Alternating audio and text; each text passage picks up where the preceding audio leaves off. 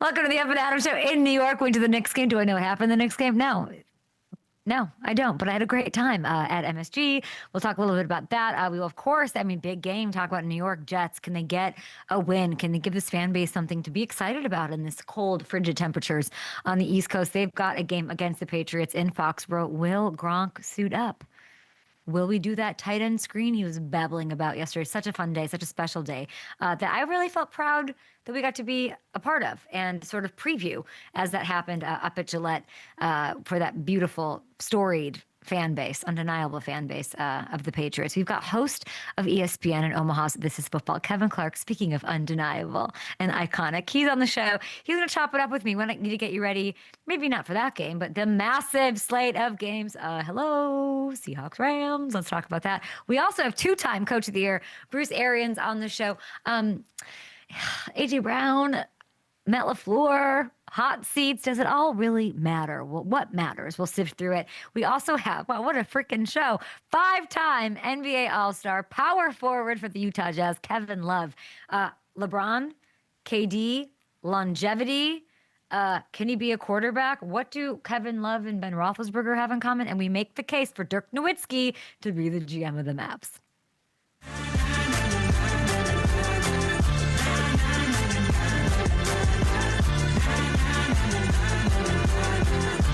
Lots to talk about. I realized last night why I don't attend like NFL games, any game. And I've gone to more games lately than I maybe have in my entire life. I don't have this will not be a shock to anybody on the Up and Adams show staff. I don't really have like the attention to focus on two things at once. And if I'm talking to people and chatting, if I'm at a game, even if I'm just eating nachos, I cannot do that and watch the game. So I know the Knicks did not win. I know they played the Orlando Magic, and that's about it. But I had an excellent time here in New York City. Very excited to get back home, of course. We've got so much excitement with the NFL and the slate in Week 11. Can we have the slate? Can we pull it up quickly? I know we have a beautiful guest on, Bruce Arians, on the show, two-time Coach of the Year. Kevin Love is on the show. Yeah, we dabble in a little basketball from time to time. Kevin Clark is on deck here to talk. Jets at Pats kicks it off tomorrow. Please go to FanDuel Sportsbook and hang out with our Prop-A-Shot, Hamilton and I.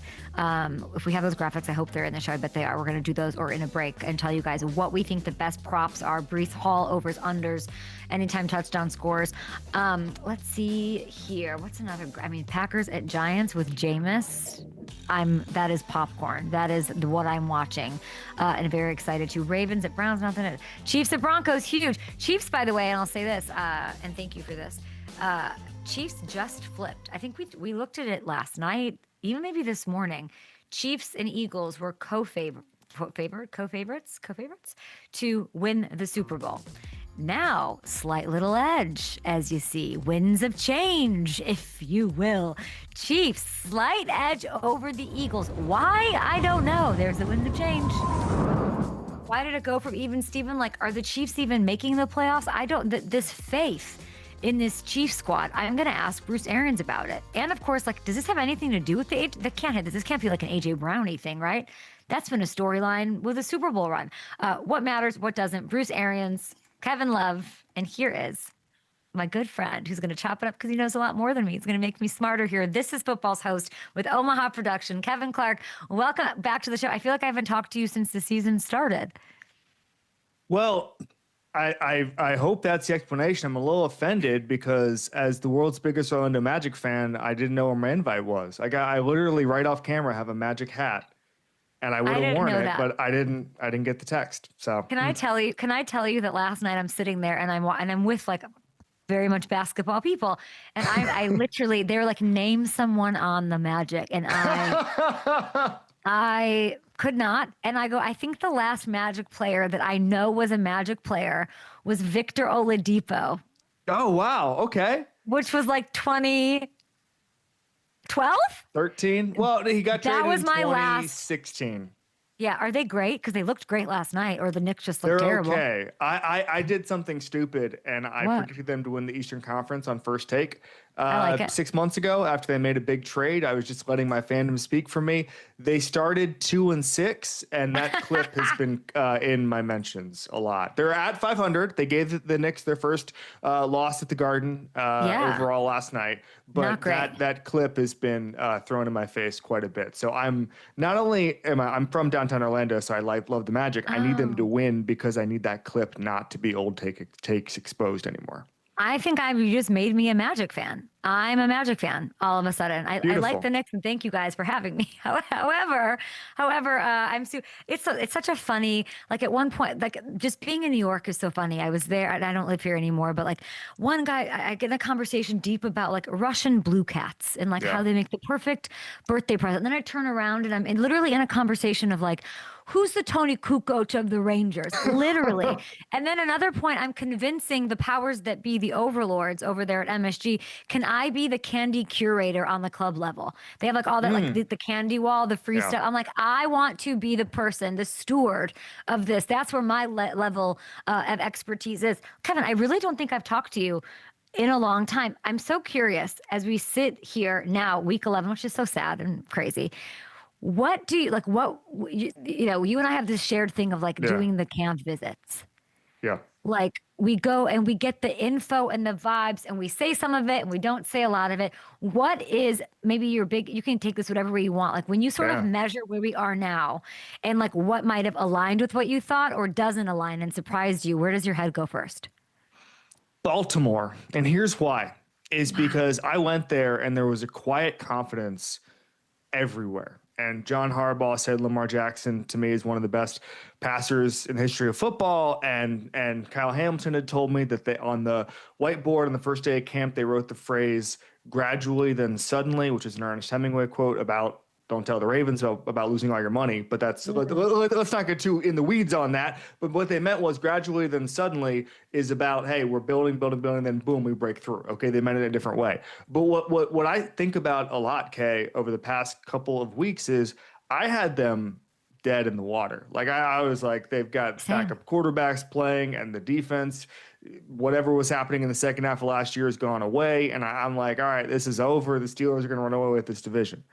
And now every single week, Kay, they're getting better and better and better. Derrick Henry looks like his old self. Lamar Jackson, even though it doesn't look like he can move as well as he has in the past, I think there's a lot of evidence that they're coming. And I'm thinking a lot about the quiet confidence they had, and it looks like they still have it, Kay. And that to me is the most impressive thing. Everybody, what's the Mike Tyson line? Everybody's got to punch until you get punched in the mouth. They got punched in the mouth, and then they're going to keep going. And I think that to me, if I'm another AFC team, that's a little scary that they still have this confidence that they're getting healthy. And yeah, they've still got that problems on the injuries on defense and all that stuff. But I think they're leading the league right now in games in which they've held an opponent under 17 points. So that to me is the story of the second half. You know, I had Ian Rappaport on my show a couple weeks ago, and I said, what's the biggest story nobody's talking about? And he said Joe Burrow coming back from injury and what that could do. And obviously Joe Burrow's practicing again. We'll see what happens around Thanksgiving.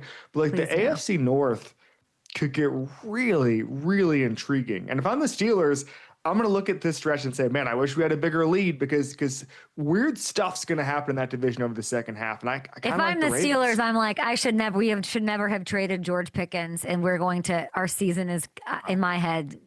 That's it for them. They should have kept both somehow. I feel like I don't feel good about the Steelers right now. I don't. And I also don't want to get into a situation where they get in, Kevin, and they're boring and get kicked out. Like I want, this is like the story of them in the playoffs. Like I'm not into it or not even making it.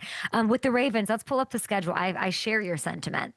And I'm a big, they haven't even played the Bengals once. You think Derrick Henry's not going to put up like 9,000 yards on the Bengals in these two bouts? Look at this schedule right now. They have a couple toughies, but this is pretty good for the Ravens. They're feeling them. I mean, to go from meltdown status. I mean, every week I got to tell you, Kevin, like I was on the show saying, I can't believe they're still favored to win the North on FanDuel Sportsbook. I can't, like, this is stupid. This is wrong.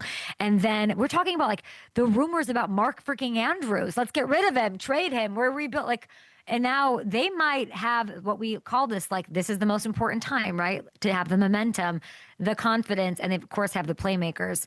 Do we worry about Baltimore in the playoffs? Do they have like a narrative they have to dispel?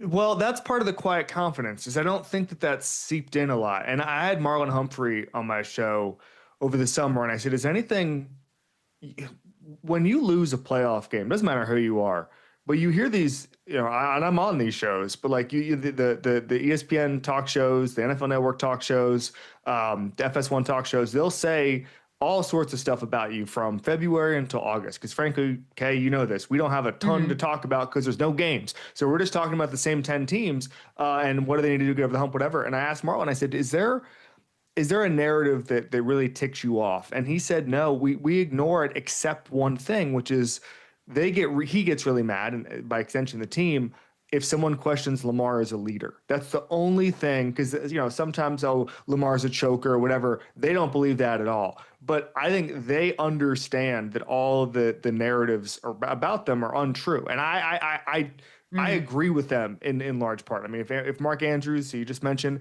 catches that pass in against Buffalo, we're talking about a completely different narrative with the entire franchise, right? There's so many little breaks that frankly, to me, there's a couple of Lamar performances that he'd want back, but in general, they've been very, very close. And the AFC to me, it's a little bit. I think it's fun. It's crazy. But it's a little bit fun. Like I compare it to like a golf tournament, like the Masters, right? Where it's like there's 7 or 8 guys who should win all the time, right? Rory should win all the time. John Rahm should win all the time. Colin Morikawa should win all the time. Scotty Scheffler should win all the time. And then it's just a couple breaks right at the end that determine, maybe you roll into the trap and all of a sudden your week is over. That's the AFC to me, where there's a bunch of quarterbacks. There's a bunch of quarterbacks, Kay, who should win the Super Bowl every year, and they don't, because the AFC is a dogfight, and then there's this guy Mahomes, and so it's tough for me to say I'm concerned about Baltimore, because first of all, I don't even know what they're going to look like in January. But second of all, like at some point they're going to break through. I think the same thing of Josh Allen. You just keep going up the mountaintop, and eventually, as they said, gradually, then suddenly. Your confidence in the Bills because of Josh Allen. Yeah, it's all Josh Allen. I mean, that's the problem. Is my confidence is all in Josh Allen. I love Josh Allen, but the receiving core. Their receiving core is really bad, and it showed itself where they took away James Cook in Miami on Sunday, and nobody could get open. Keon Coleman can't get separation. The screens they were on with Khalil Shakir, he couldn't even get the 2-point conversion there. I just don't know offensively how much variety they can show in January when they're going to need to win 3 games. Again, Josh is amazing. Josh, I mean, I've asked this question to smart people in football. If you need one play, if you need 8 yards for your life, a lot of people would pick Josh Allen. He can figure it out. He can hit the tight end. He can hit the, he could scramble if he needs to and take the hit and keep extending. But I'm looking at this and I'm saying they should have. It sounds like they tried to get Jalen Waddle. That didn't work. But they should have tried to trade for at least somebody on the outside who can create separation. I don't know how that doesn't work. I don't know how that doesn't. I don't know. I would have traded for another. Shaheed. Yes, I would have traded for another pass rusher after Michael Hoyt goes down.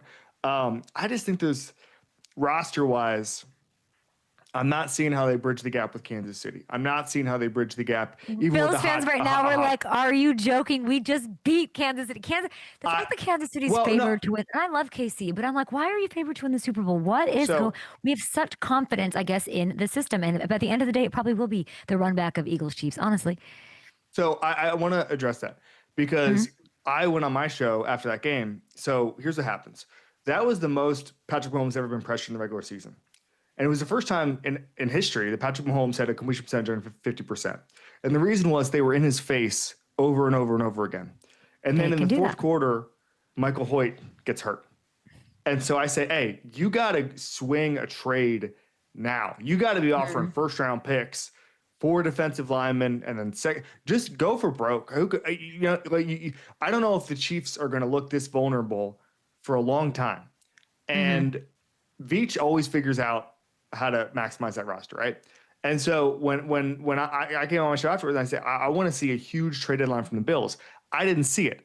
I think the Chiefs are going to get better. And then we saw what the Bills looked like last week. And so that's why I say in January, I still see the Chiefs winning. And I by the way, I think Bills fans understand. They understand that's a statement that they made last Yeah. week or 2 weeks ago, but they also understand all that matters Totally. at this point is January. All that matters at this point is January. Yeah.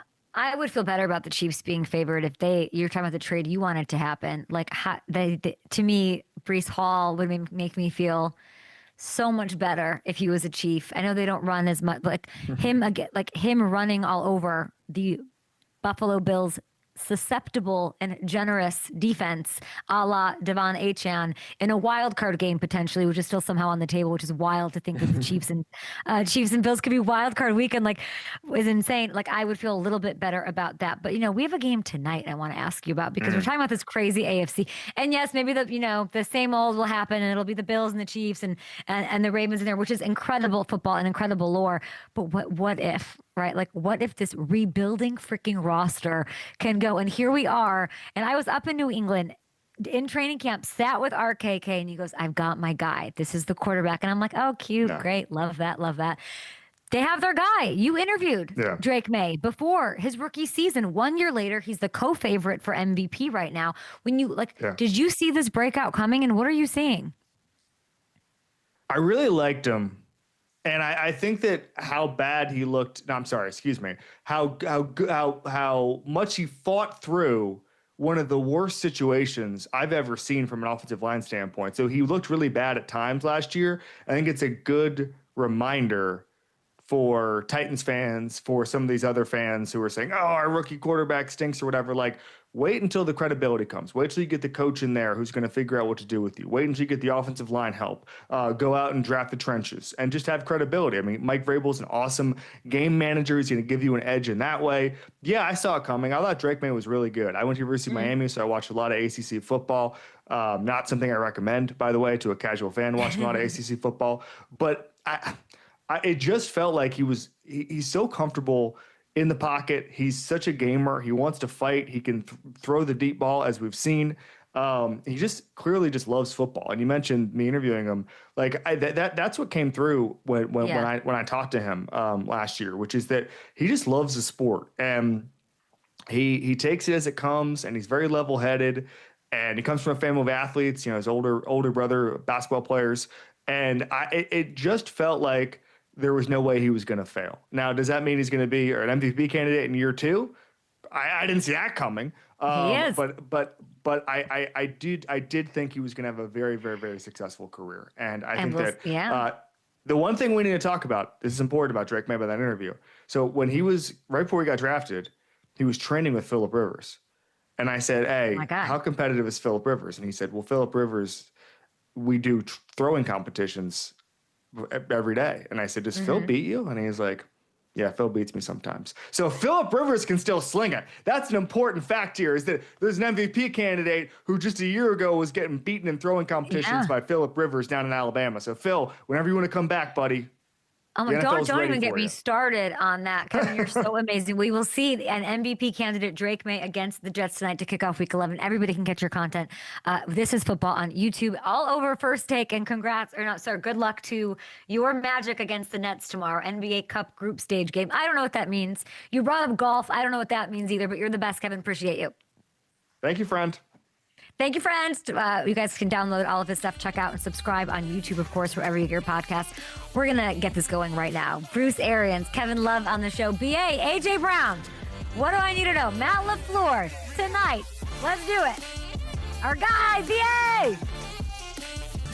What a treat. My next guest, a Super Bowl champion, a senior advisor for the Buccaneers, who are Super Bowl hopefuls, two-time coach of the year, Bruce Arians. That two-time coach of the year, that's a rare thing, and everybody's talking about this coach of the year. Vrabel's coming for you, Bruce. He wants to join the elusive club. Oh, I think you're on mute, VA. I think you're on mute, my friend. Or maybe, sorry. Can you hear me? I got you, baby. I think Mike's in there for sure, but I think Shane Steichen, if the Colts keep going, would have to get it. But what Mike Vrabel's doing is an amazing job, and I've always loved him as a coach. Now, I think the reason that I would maybe give or see why they would give Vrabel the edge is because this is a rebuilding team. But then I look at the Colts and I'm like, oh my gosh, this team is so good. What is the argument for Steichen? Well, everybody was on the hot seat. The entire organization was on the hot seat going in. And I think when they named Daniel Jones their quarterback, the fan base was only like 10% happy. And now they're all talking about Danny Dimes being the MVP, and he is playing lights out. And Jonathan Taylor, that's a good football team. They got a great offensive line, defensive line, and they've got that spirit. With Jim Irsay passing away this summer, I think sometimes you give players something else to play for than money, and it galvanizes the team.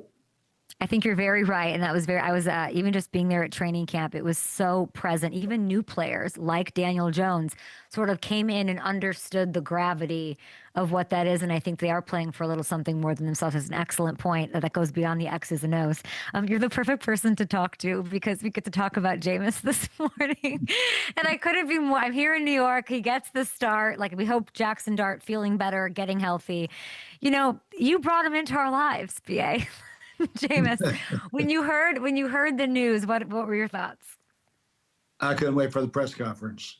I knew something would come out. But Jameis, I hope and that he has a great ball game because I'm pulling for him. I love Jameis, and nobody works harder at the craft than he does, and he deserves to have a good ball game or two. Can he play himself into a starting role with the performance this week? I don't think there's any doubt, with the situation that the league is in, and I mean he can still sling it now. There's no doubt about that. He's just got to keep slinging it to his jerseys. That's fair. And I remember his rookie year. It's like literally one of those stats that's ingrained in my head. 5,000 yards, a lot of interceptions, though. But that's why you love him, that he'll go for it. He's got that arm, and he's got to hone that in a little bit. What makes him such a unique character to you? Like when you think about like your favorite Jameis moment or story, what does that look like? Oh gosh, I had him in the 10th grade. He was in the 10th grade at my football camp in Birmingham way back when, and he's such a dynamic athlete. And but I asked somebody to describe him one time. He said he's kind of corny. I said, never heard a quarterback being described as corny. Then I got to meet Jameis and really well, and he is a little corny, but it's a lot of fun, that's for sure. Yeah, and the team, we were talking about like a spark or like what something could mean. Like he just provides that. I feel even in little bits where he's doing media now, and I will work with him. I'm like, all right, let me get my coffee. Like, he brings energy that I even feel when I get to team up with him as like a broadcasting teammate. Like he really elevates with this sort of joy and perspective. It's fascinating. Yeah, he has so much positive energy, and it's contagious. That's for sure. Bruce, if you're the coach of the New York Giants, how are you helping Jackson when he gets back and into next year? How do you coach someone to protect themselves, slide, be less reckless, if we want to put it that way? What would you do? Yeah, I mean, it's hard. You don't want to break them of being a scrambler, but you got to be a smart scrambler. And you look at these young quarterbacks, 4 or 5 of them all got hurt this year, scrambling. Jalen Daniels, J.J. McCarthy, Jackson Dart, and you cannot put your head down and run into defensive players in the National Football League and survive as a quarterback. It doesn't work. So you got to quit that shit. And we have a long talk about sliding and when to slide and when to be tough. You don't have to show your teammates know you're tough. You've already won the locker room over. You don't need to do that anymore. I look at it too, and I think like he's the whole offense right now. So like when we're talking, like, is there a little of that where it's like when he's not running and making a play, they don't have anything going on. Like we don't have Scatterby, we don't have Malik. Like he almost he had to do that or something. Is there anything to that? Like hopefully they don't have to. He doesn't have to be in that position as much next year. Some of it was design runs for him, especially in the red zone where he is such a weapon. But I've always said if you put your quarterback in harm's way, enough harm's coming to your quarterback. And that happened. And, I hope that the concussion thing is very mild and it doesn't reoccur. But he's got to learn to be a little bit smarter as a football player. That's for sure. Who in your head, who's the perfect guy for this gig? Oh, I wouldn't be surprised if Mike Kafka does a hell of a job. He's really, really sharp. He knows the organization. And I wouldn't be surprised, although, like you said, they're without Scatterby and without Neighbor. I mean, it's going to be hard. But I don't know. The New York Giants is a franchise that historically has been fantastic, and you know, I don't know if there's a perfect fit right now. My take on it, to your point, I was like, let's keep Kafka, keep some consistency for young Jackson and that offense, and let's bring in like a defensive guy. Let's bring in like a Salalu and Arumo, is that something or do you think it should be like more of an offense? Like what vibe is the perfect candidate, I guess? Yeah, I think somebody like Steve Spagnuolo, who's been there and done it, and been a head coach, knows what he's got, knows how to handle a locker room. I think Spags would be a great fit for that defense, especially with all those pieces they have now on defense. And yeah, that'd be a smart move. But for him, bringing in somebody he trusts offensively, but you really don't want Jackson to have to start all over again. Yeah. Let's keep Kafka as the OC. Bring in like a leader called, whatever that looks like, and then maybe we're cooking. And it was really the defense that I thought was super disappointing. So I would like to see them like thrive with the guys that they have. I'm going to ask you a question that I cannot answer. How do you fix the Packers offense? Ooh. Yeah, Oh, God. That's a head scratcher. I mean, they look so good at times and so average at times. Yeah, and it's throughout the whole league. I've never seen somebody drop balls by NFL receivers in my life. And I don't know what it is, but lack of concentration, too many young guys or whatever it is. But, man, too many balls hitting guys right in the chest on third down and dropping them. And, that's plagued them a little bit. Obviously, they need Golden back. They need a couple of guys back. Losing Elkins is really going to hurt them because he's such a leader in that offensive line. I don't know. And, it's not Matt's play calling, that's for sure. He's been one of the best there is for a while. I mean, it's like this first half. 1 touchdown and 18 first half possessions over the last 4. So I mean, he usually does a great script. He's one of those guys that scripts 15 to 20 plays, and he's do a better job of scripting. That's it. That's the tough part. But Jordan Love seems to get to slow starts for some reason, and whether it's a drop pass or whatever it is, you're right that the Packers need to get off to a faster start if they're going to compete. It's not new to get, have offenses start slow. I don't know I would love to know from you how to fix that. Is there a general coaching? I'm looking at Bo Nix. I'm looking at, Jordan, Caleb Williams, like these, I love the fourth quarter stuff because I'm a fan and I'm like, this is exciting, but I would also like some consistency and like, let's take care of business in the first half. When it comes to developing a rhythm and slow starts, what would be like your TED Talk main point? Well, the best, big thing is to get the ball to your best playmakers early. And when you're scripting, that's something, for me, it was always, I got to get Larry Fitzgerald the ball early. I got to get Hines Ward the ball early because I'm going to ask them to do some things in the dirty part of the job and blocking and stuff. So I want them into it, and, get the quarterback some easy stuff early and get them on the move, whatever it is. But, yeah, and then you got to get explosive plays. And that's the one thing I see the Packers are not getting the explosive plays that they usually get. And that's where Matthew Golden being healthy comes in. You're talking about getting the ball in your playmaker's hands. It's as if you're passing me a ball, like you're the quarterback and I'm the receiver, because it brings us to A.J. Brown and this story that will not die. And I'm over it. I'm sick of it. But I have to ask you because he spoke yesterday. Sirianni got frustrated yesterday with questions. They're still winning, Coach. But what is the effect of what is going on with A.J. Brown saying he wants the ball, he's just doing cleanup duty, whatever that I'm paraphrasing. He says he's not happy. He's in a situation or whatever. What is the effect of this on a locker room, realistically? Yeah, I don't think it's that much. Those guys all respect each other. They've won together. They all know the receivers want the ball. Devontae catch a touchdown pass. He looked like he was the most miserable guy in the building because he caught a touchdown pass because he finally got a ball. And, it's like, get over it. You won with Saquon. You won a championship with Saquon. You didn't win it throwing the ball all over the field. And get back to what you do best and enjoy winning because the other side is not much fun. So he's not enjoying it. He's talking to the media. The media has to ask why, if it's not a big deal, and it's not, they won a Super Bowl last year with some of this narrative going on. He wants to be involved. It's not new. Every receiver wants to be involved. Not every receiver talks to the media about it, I guess. Like, what would you just let, or not? I guess you can't let, like, when it comes to that and like the Sirianni and the OC and like, is it okay that it's just being aired out like this? Like, there's no negative effect on the team? Yeah, I think they have a great relationship. They all know what's going Yeah. on, and AJ wants to win, but he wants to be a part of it. And I don't blame him. You're talking to veteran receivers, retired guys, and say, hey, his numbers dictate what his salary is, and he's not getting any numbers. He's not even getting targets. So it's very, very frustrating for those guys who are at that level, Pro Bowl level every year, that all of a sudden so and so is getting 15 targets, I'm getting 2. And why is that? Is it the philosophy of the offense, or is it the quarterback? And looks like right now in Philly, it's the philosophy of the offense, because Jalen's actually spinning it pretty good.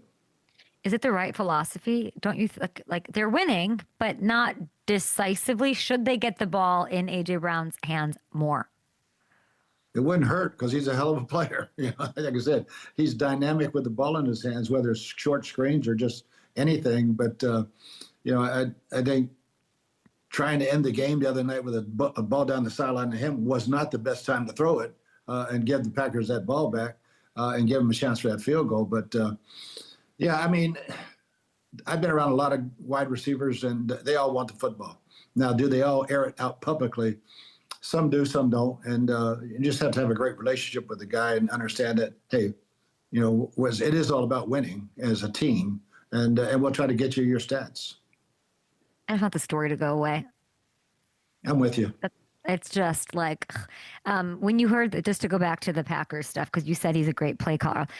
Does it just drive you crazy? How insane is it that we're hearing Matt LaFleur have to talk about his job security after that game? Yeah, I mean, that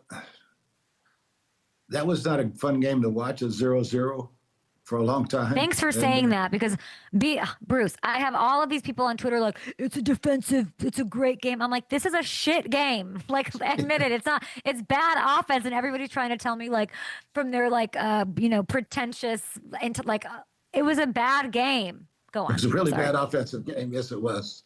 And yeah, it was good defense, but it was bad offense on both sides. Fine defense. Go on. Yes.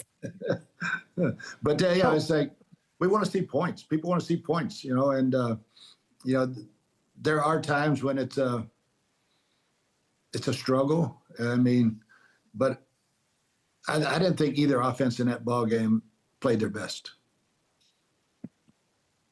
I don't know what should LaFleur be? Is LaFleur playing for his job? Yes. He is? Yes, he is. Because back-to-back losses at home. When you raise level expectation, like he has, it's Super Bowl or bust, win the division or bust, and it's the Packers. So in the last few years, that hasn't happened. And if you can't remember what happened 3 or 4 years ago, because nobody cares anymore. It's what you do for me lately. And right now, lately, it's not going too good. And then you bring in a huge trade to start the year with Micah that has to have some weight on that. There's leadership changes, I'm sure, that have to do with that. Gosh, I really thought, I don't know how to think about it. They got to win. You can't let these Bears, all of a sudden they're the 7 seed and leading in the standings. That's absolutely insane. Okay, what else do I want to ask you? Oh, you coached against Josh Allen so much, and thank you for dispensing your knowledge. And we of course see you on McAfee and all that. You coached against Allen just once in your career. It was back in 2021, I believe. You got the win in overtime. He's a much different quarterback, I imagine, in your eyes now than he was then. What is one area that you've seen him grow the most? He took that Superman cape off, and he doesn't take the risks with the football. He understands turnovers now and how they can ruin a football team, and he knows he can't turn it over with the players he's got with him on the team. He needs a big time wide receiver to step up somehow, some way. James Cook's amazing, but you can only run the ball so much against stacked boxes. You got to have one-on-ones outside. They got to win. Should we talk about your Bucs really quick? Because obviously that's a huge game. Yeah. What does this one come down to? I think that who can make explosive plays and who can stop them. I don't think the weather will be a factor up there for the Bucs. And the Bucs need to get healthy. I mean, they're sitting there with playing with their fourth, fifth, and sixth receivers, and they'd like to get one or two or three back. Gedeke coming back helped them a bunch last week, but their defense really shocked me last week, giving up those big plays. 4 explosive plays for touchdowns when they had the game pretty much under control, other than those big plays. And so, yeah, for the Bucs, it's a matter of getting on the road, Baker protecting the football up there, and getting that running game going. How many picks does he? He only has a couple picks. I feel like he made this that one. Like I'm sure he wanted back. I mean, my Bucs are my pick to the Super Bowl from August, and now I'm like, oh man, when like against these tougher teams, like I don't. It was a great game last week, but I don't know. I don't know when I want to feel super confident in them. And this week that's a huge opportunity for them. They need Bucky back. They got to get the stars back. They're missing too many stars. And I mean, Todd has done an unbelievable job, I think. And so has Josh Grizzard with what they have. With Tristan Wirfs out all September, then Gedeke being out. There's your 2 tackles. Mike, Chris, Jalen McMillan all out. And then defensively losing Kalijah Kansas. Everybody's got it's more injuries than I've ever seen this year in the league, and I don't know why that is. But for the Bucs, it's getting the stars back, and they got to scratch out 1 or 2 of these on the road quick. We talked about it last time you were on, that they're not hitting enough. That will stay with me forever. They need to hit more, and these less injuries will happen. Yeah, for sure. I think everybody's got to practice more. Everybody's got to practice more, even me. Before you go, I want to ask you about Brock Purdy. Obviously, you spent so much time with the Cardinals. It's San Francisco up against them, a matchup that you know well. Brock Purdy back at practice yesterday. Good chance to suit up and play. Shanahan said that starting Purdy, if healthy, is quote unquote not a hard decision. If you look at the numbers, like from a fan vantage point, like me, it's all I can offer. I'm like, okay. Mac Jones has been a top 10 quarterback, BA. Tom Brady endorsed Mac to be the starter in the broadcast, all these little things. Should it be a tougher decision on Coach Shanahan to go back to Brock? No, once you put that C on your chest and you pay the guy, he's your guy. And, they did a great job of getting good backup quarterbacks the last few years. They had Sam Darnold, they had Mac this year, former number ones who can play as they've seen. And but Brock's their guy, and he's the guy in the locker room. So I don't think there's a choice either. I mean, as soon as he's healthy, he's back in there. Okay, now my real last one. I lied to you. We're going overtime here. As of this morning, the Chiefs the favorite to win the Super Bowl. They were tied with the Eagles for a bit. Now it's them. Do you subscribe to that idea that they're just going to be right back in it, even though the Broncos have looked like what they, like the AFC is sort of a toss up for everybody? Do you think it will be the Chiefs, or it will be just like, oh, they'll just be there? I think we'll load up more Monday. That's for sure. Because this is a big one for them. Do you think the Broncos can give them hell? I don't think there's any doubt. I mean, Bo Nix is playing good. That defense for Denver is really, really good. And I think it's going to be a great ball game.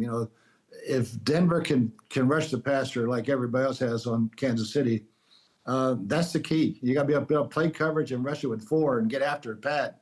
And, I don't think there's any doubt Denver can beat them. And if Denver does beat them, the thing that Kansas City can win on the road. So if they're a wild card, they can run the table as a wild card. And but they got to stay healthy, and I like where they're at right now. They're getting better and better. I like it. You know what I like? When you come on, I feel like you're sort of like, how do I explain this?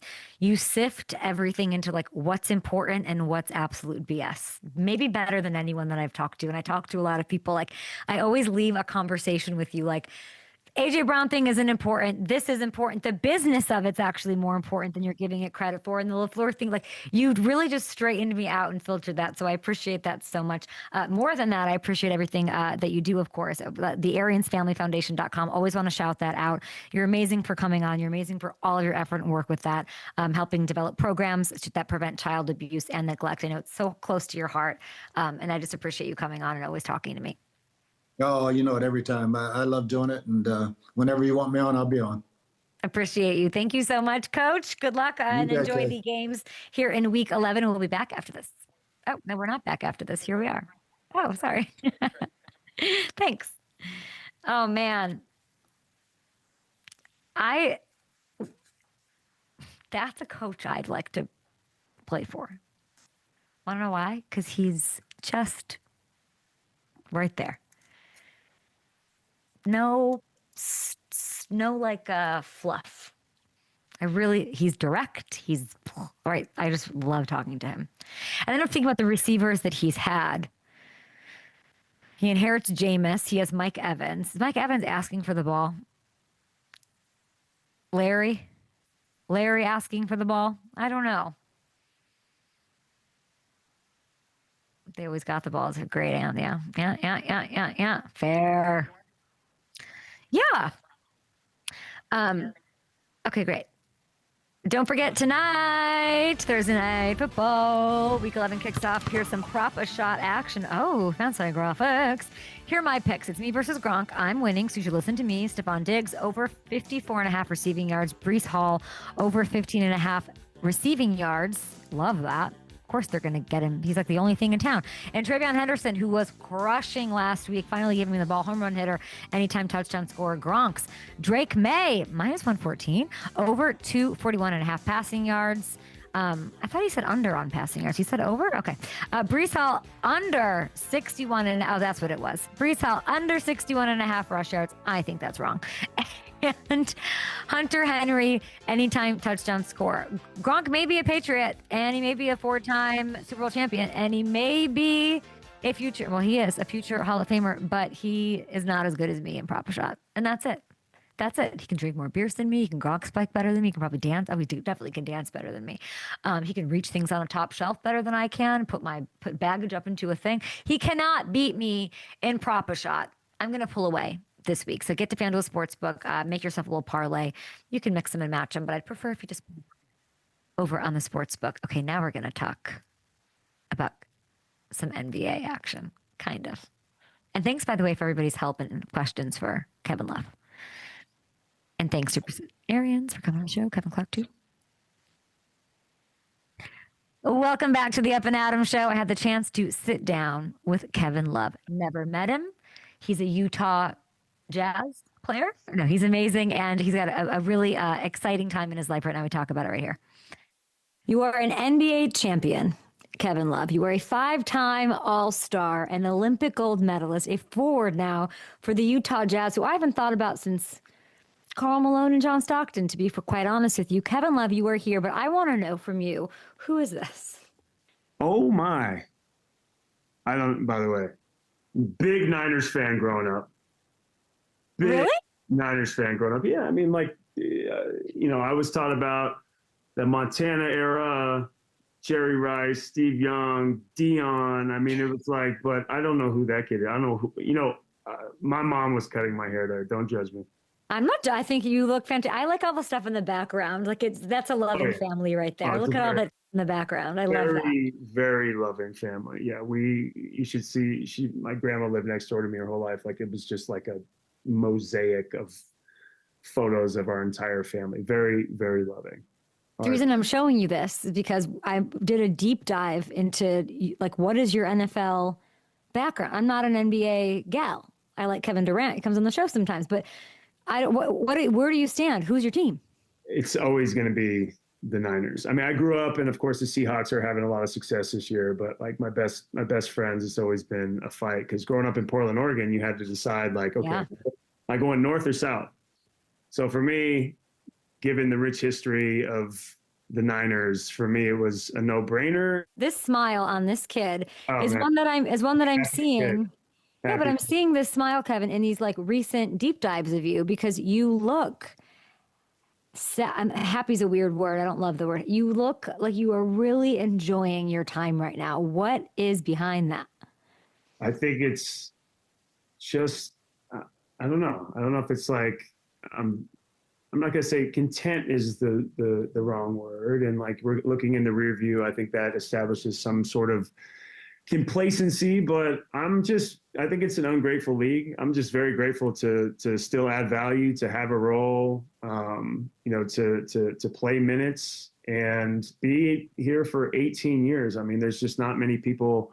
You see it more and more, but there's just not many people that have actually done that and had, a lot of success over that length of time. So I think I'm just very grateful to, be able to impart wisdom on some of these younger guys. We're a very young team. And again, this is just a new chapter. But I will say I have 2 little girls.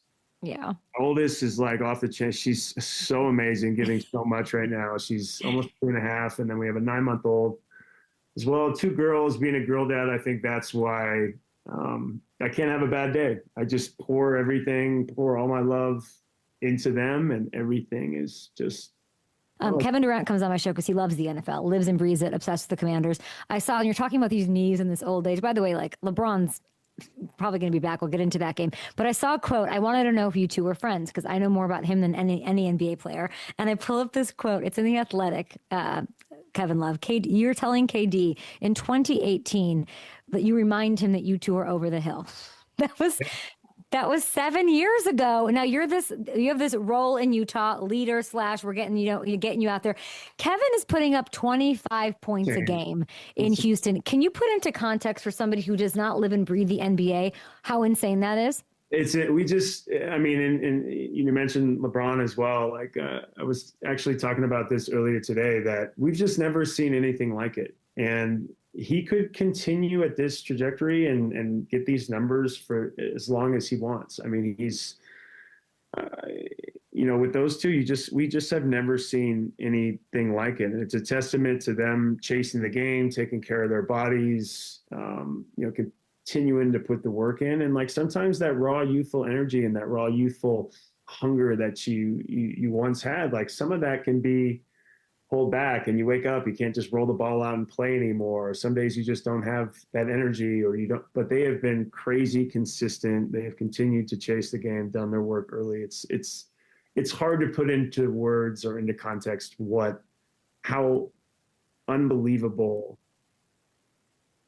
the fact that they've been able to do this. I know, but then like you can't retire. Do you know what I'm saying? Like when you set precedents like that, you and LeBron ramping up, I can't even imagine all the questions you're getting about this, his first game back. You there, of course. What is the discourse between the two of you?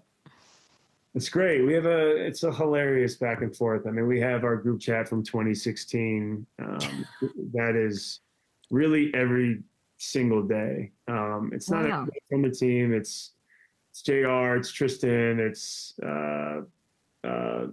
LeBron, it's myself, it's Richard Jefferson, Channing Frye. So like it's hilarious. We very seldom talk basketball.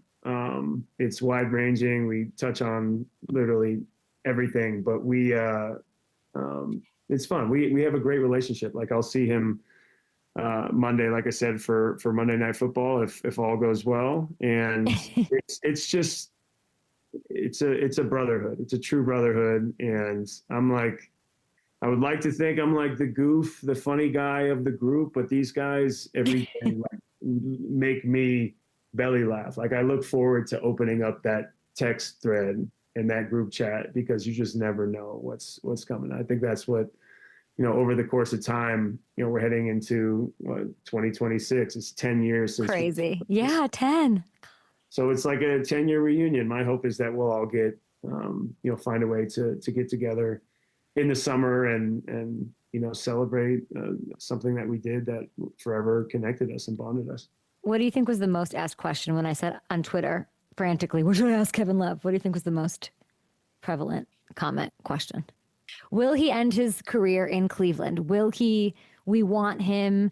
But I mean, to be honest, Minnesota does want you back. I saw a bunch of that. Also, you have all these teams. Utah wants you to stay there. What does that feel like? And how are you looking at what could be a storybook ending to your career? How would you draw it up?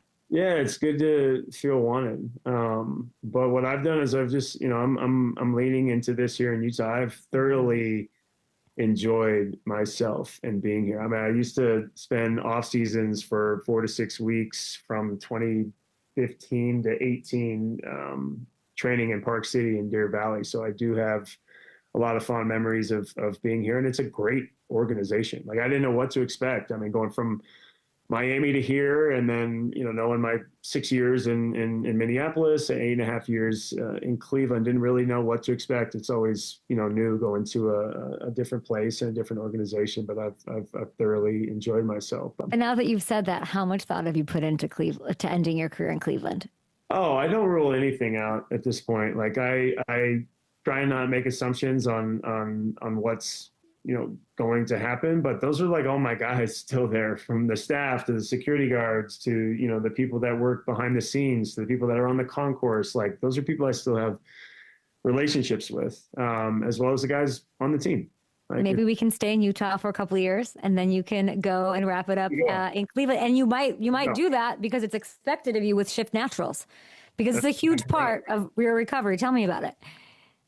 So yeah, Shift Naturals is a wellness brand creating low-end hemp-based drinks. So like, you know, we've talked about it on here. My career I've had my share of injuries, but been built on recovery and consistency. And I think we can all, you know, agree that we live in a world now that has so many healthy alternatives that, and it's just you know, when it actually tastes good and you're able to implement it into your everyday life, it's just a win-win. So Shift delivers that, and it's made in Oregon. So like, you know, right down the street from where I grew up in Portland. There we go. It's in Bend, Oregon. So, you know, if you want to try, just, you know, go to enjoyshift.com. And I was looking at it. I think the ingredients I looked at were super clean.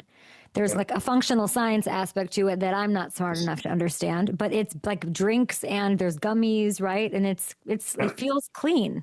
And it's like, you know, it's zero sugar, zero alcohol. And it's made for like that mellow wind down. We like to say unwind from the grind. So that's been like a motto and a tagline for Shift. And listen, like in my life and our travel and our 82 game, hopefully plus season. Crazy. It's just, you need things like this that complement your lifestyle.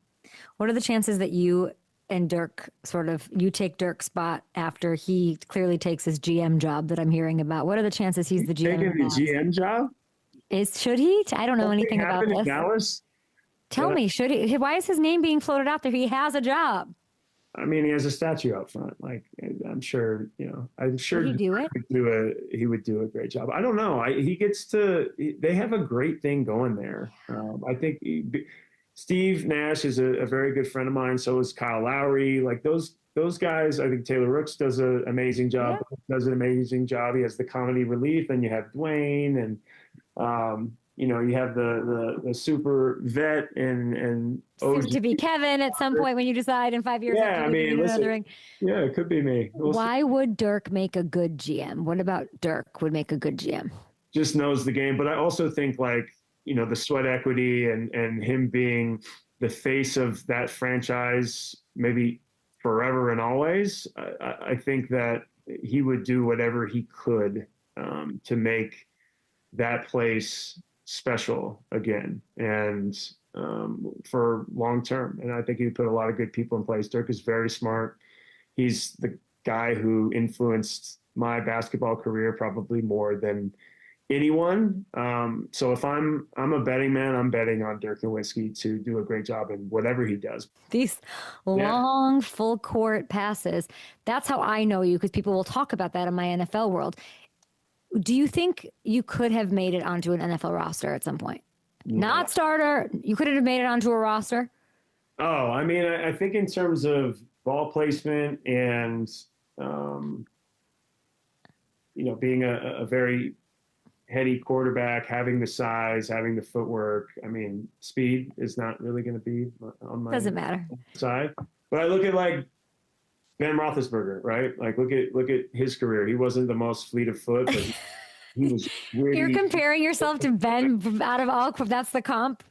Yeah, I mean, he's in some ways, yeah. That kind of makes sense to me. Who else would? I have no idea. I just see you like go. You just full court to Jimmy Butler dunk. Like it is just like as if you're a quarterback. I feel like there was in another life you would have been a quarterback. I really believe that. Hey, it was really nice to see you. Congrats on everything, and I'm happy you're so happy.